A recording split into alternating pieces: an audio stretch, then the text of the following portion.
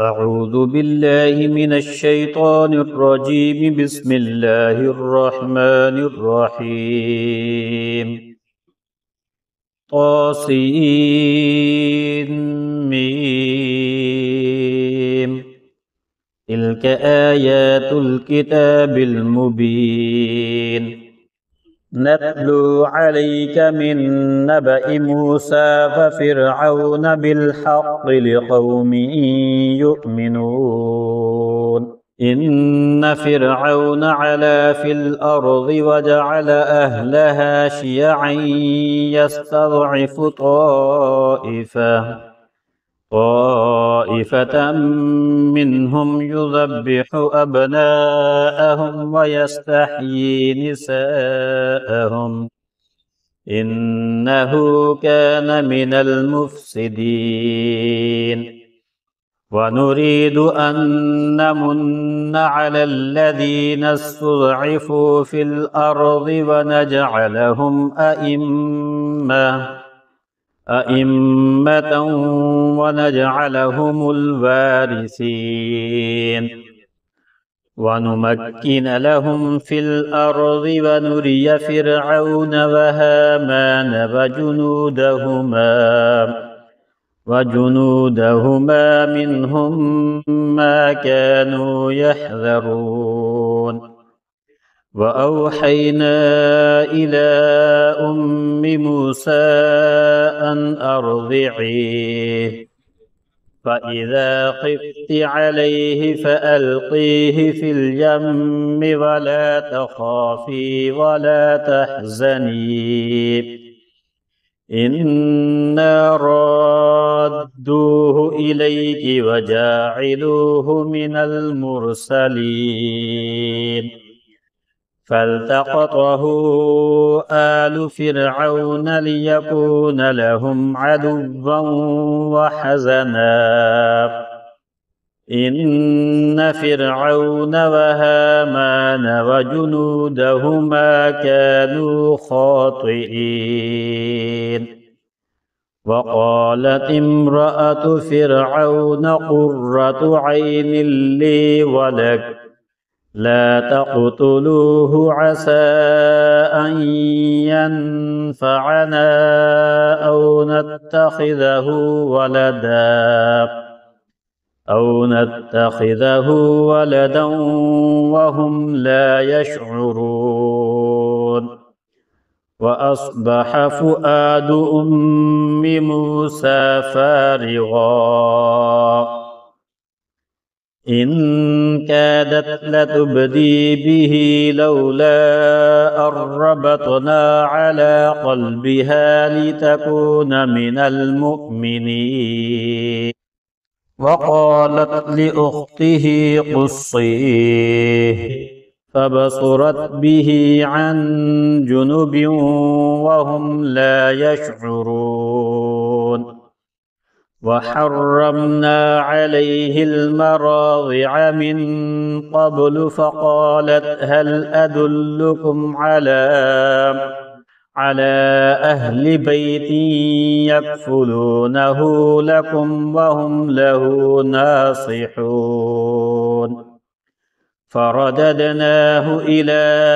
أمه كي تقر عينها ولا تحزن ولتعلم أن وعد الله حق ولكن أكثرهم لا يعلمون. ولما بلغ أشده واستوى آتيناه حكما وعلما وكذلك نجزي المحسنين. ودخل المدينة على حين غفلة من أهلها فوجد فيها رجلين يقتتلان هذا من شيعته وهذا من عدوه فاستغاثه الذي من شيعته على الذي من عدوه من عدوه فوكزه موسى فقضى عليه قال هذا من عمل الشيطان إنه عدو مضل مبين قال رب إني ظلمت نفسي فاغفر لي فغفر له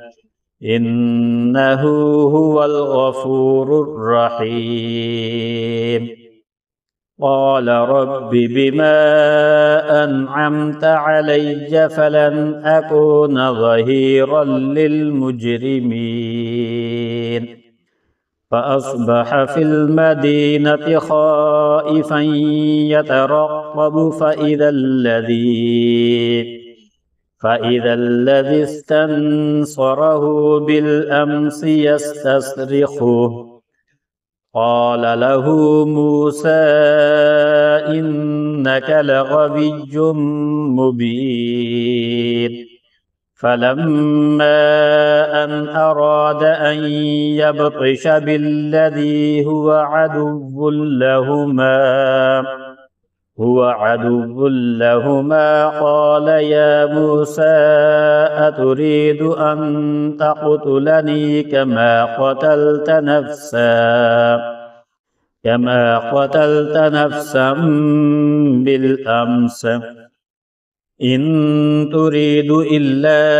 أن تكون جبارا في الأرض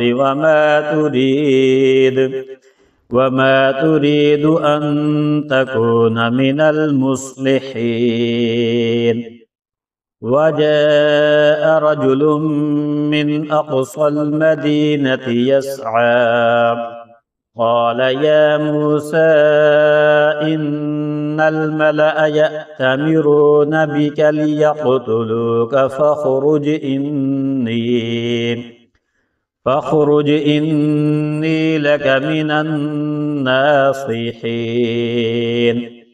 فخرج منها خائفا يترقب قال رب نجني من القوم الظالمين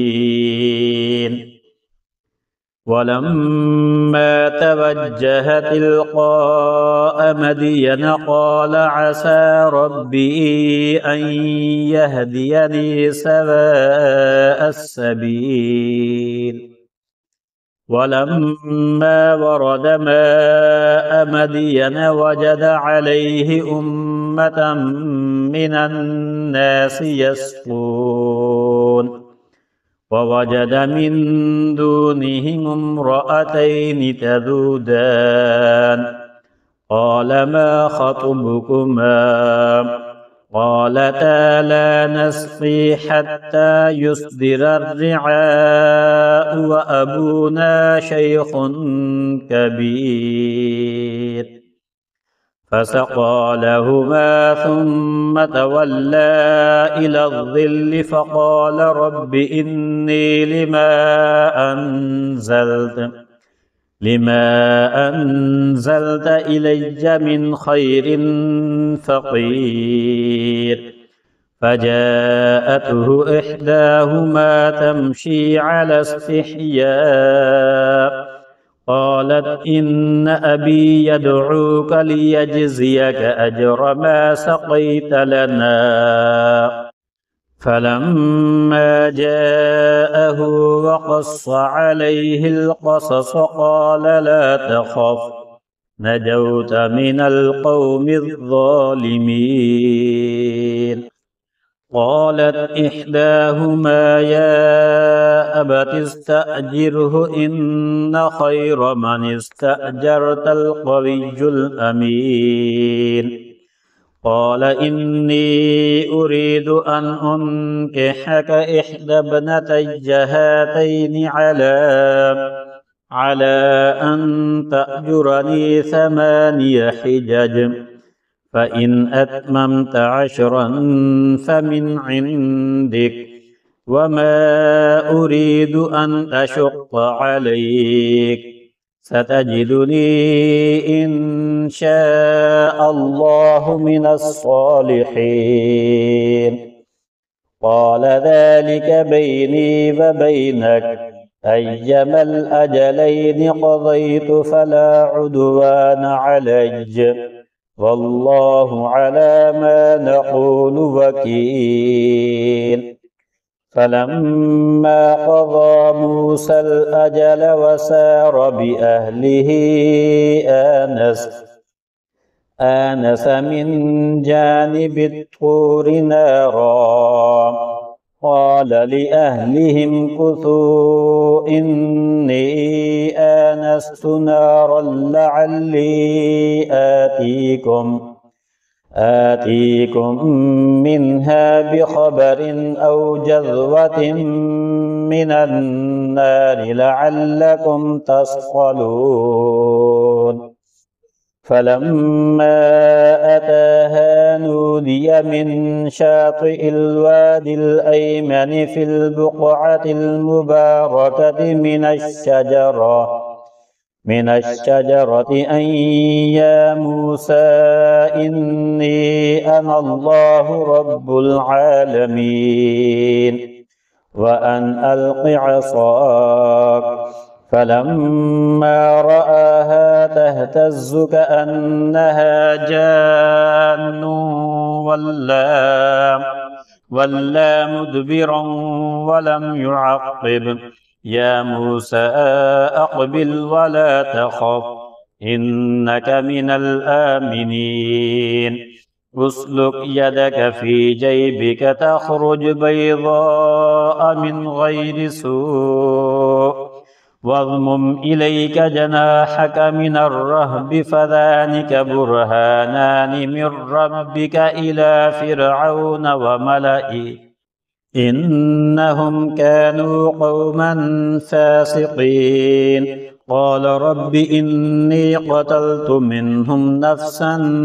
فأخاف أن يقتلون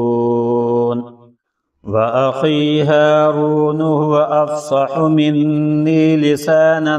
فأرسله معي يرد أن يصدقني إني أخاف أن يكذبون قال سنشد عضدك بأخيك ونجعل لكما سلطانا فلا يصلون إليكما بآياتنا أنتما ومن اتبعكما الغالبون فلما جاءهم موسى بآياتنا بينات قالوا ما هذا إلا سحر مفترى وما سمعنا بهذا في آبائنا الأولين وقال موسى ربي أعلم بمن جاء بالهدى من عنده ومن تكون له عاقبة الدار إنه لا يفلح الظالمون وقال فرعون يا أيها الملأ ما علمت لكم من إله غيري فأوقد لي يا هامان على الطين فاجعل لي صرحا لعلي أطلع إلى إله موسى وإني لأظنه من الكاذبين واستكبر هو وجنوده في الأرض بغير الحق وظنوا أنهم إلينا لا يرجعون فأخذناه وجنوده فنبذناهم في اليم فانظر كيف كان عاقبة الظالمين وجعلناهم أئمة يدعون إلى النار ويوم القيامة لا ينصرون وأتبعناهم في هذه الدنيا لعنة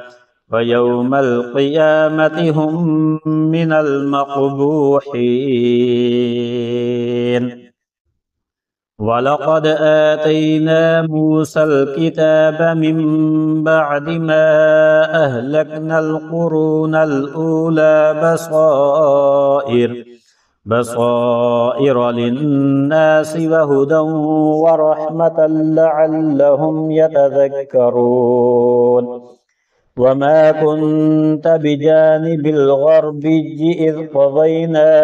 إلى موسى الأمر وما كنت من الشاهدين ولكننا أنشأنا قرونا فتطاول عليهم العمر وما كنت ثاويا في أهل مدين تتلو عليهم آياتنا ولكننا كنا مرسلين. وما كنت بجانب الطور إذ نادينا ولكن رحمة من ربك لتنذر قوما ما أتاهم من نذير من قبلك لعلهم يتذكرون. ولولا أن تصيبهم مصيبة بما قدمت أيديهم فيقولوا ربنا لولا أرسلت إلينا رسولا فنتبع آياتك ونكون من المؤمنين. فلما جاءهم الحق من عندنا قالوا لولا أوتي مثل ما أوتي موسى أولم يكفروا بما أوتي موسى من قبل قالوا سحران تظاهرا وقالوا إنا بكل كافرون. قل فأتوا بكتاب من عند الله هو أهدى منهما أتبعه إن كنتم صادقين. فإن لم يستجيبوا لك فاعلم أنما يتبعون أهواءهم ومن أضل ممن اتبع هواه بغير هدى من الله إن الله لا يهدي القوم الظالمين. ولقد وصلنا لهم القول لعلهم يتذكرون. الذين آتيناهم الكتاب من قبله هم به يؤمنون. وإذا يتلى عليهم قالوا آمنا به إنه الحق من ربنا إنا كنا من قبله مسلمين. أولئك يؤتون أجرهم مرتين بما صبروا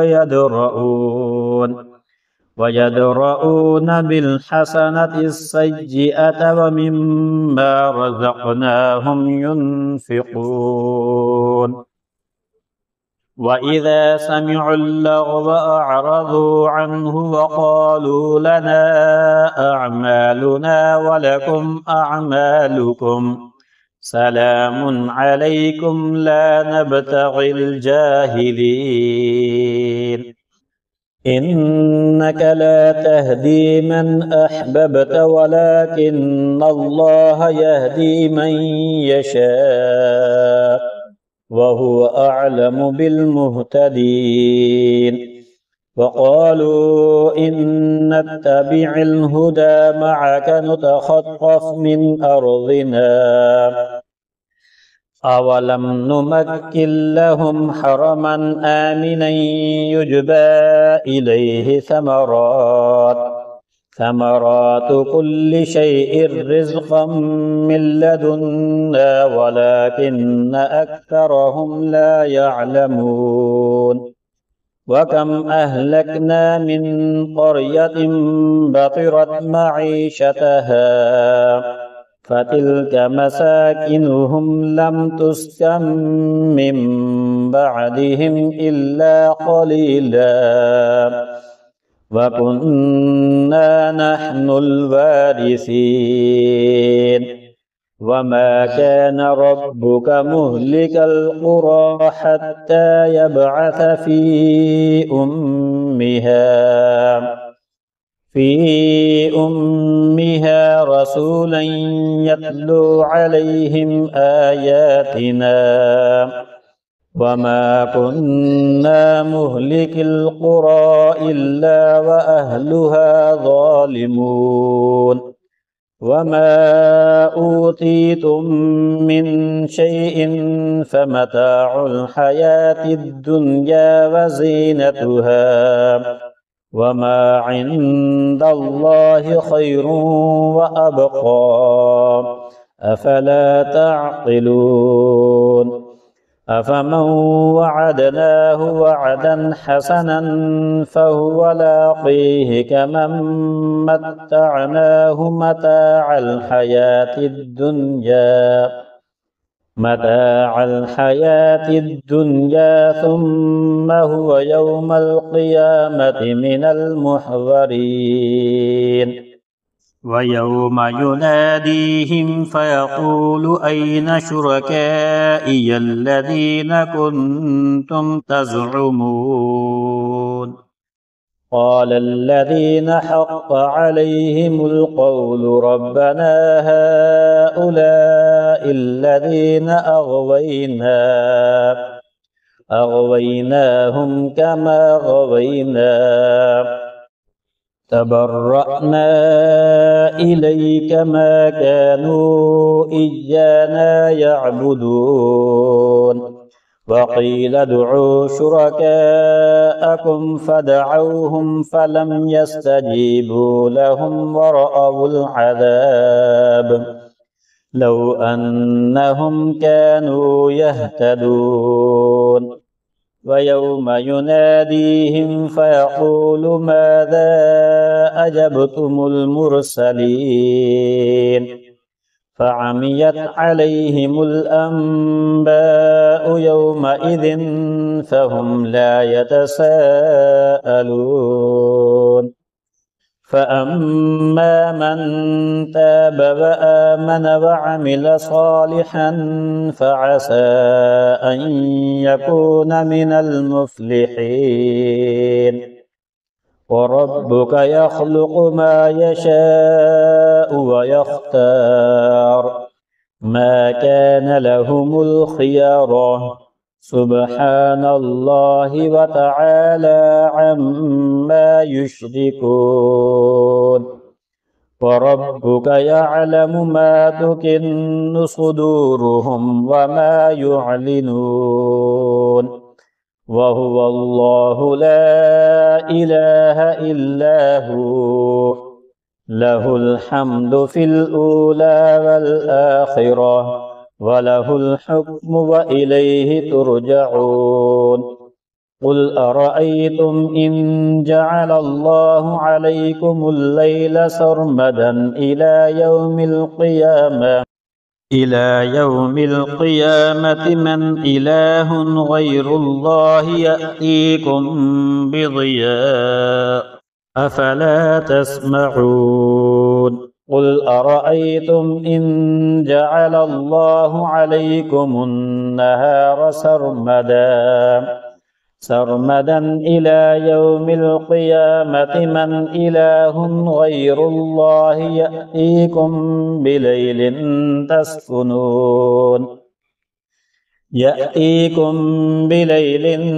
تسكنون فيه أفلا تبصرون ومن رحمته جعل لكم الليل والنهار لتسكنوا فيه ولتبتغوا من فضله ولعلكم تشكرون ويوم يناديهم فيقول أين شركائي الذين كنتم تزعمون ونزعنا من كل أمة شهيدا فقلنا هاتوا برهانكم فعلموا أن الحق لله وضل عنهم ما كانوا يفترون إن قارون كان من قوم موسى فبغى عليهم وآتيناه من الكنوز ما إن مفاتحه لتنوء بالعصبة أولي القوة إذ قال له قومه لا تفرح إن الله لا يحب الفرحين وابتغ فيما آتاك الله الدار الآخرة ولا تنس نصيبك من الدنيا وأحسن كما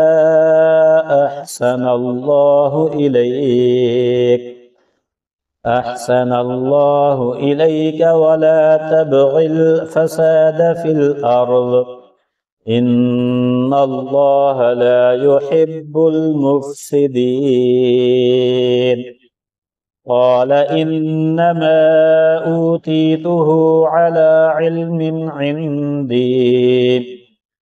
أولم يعلم أن الله قد أهلك من قبله من القرون من هو أشد منه قوة وأكثر جمعا ولا يسأل عن ذنوبهم المجرمون فخرج على قومه في زينته قال الذين يريدون الحياة الدنيا يا ليت لنا مثل ما أوتي قارون إنه لذو حظ عظيم وقال الذين أوتوا العلم ويلكم ثواب الله خير لمن آمن وعمل صالحا ولا يلقاها إلا الصابرون فخسفنا به وبداره الأرض فما كان له من فئة ينصرونه من دون الله وما كان من المنتصرين وأصبح الذين تمنوا مكانه بالأمس يقولون ويك أن الله يبسط الرزق لمن يشاء من عباده ويقدر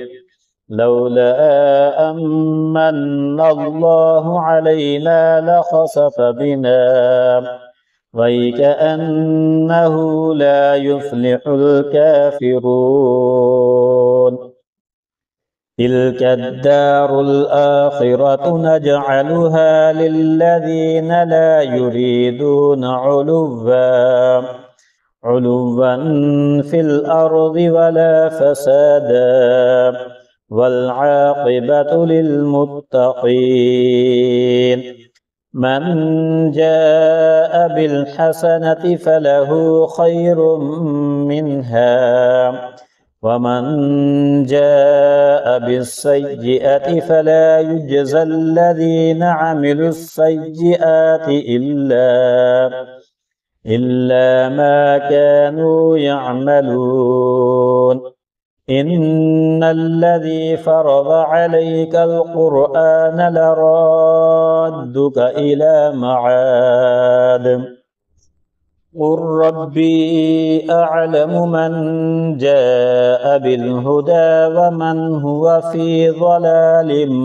مبين وما كنت ترجو أن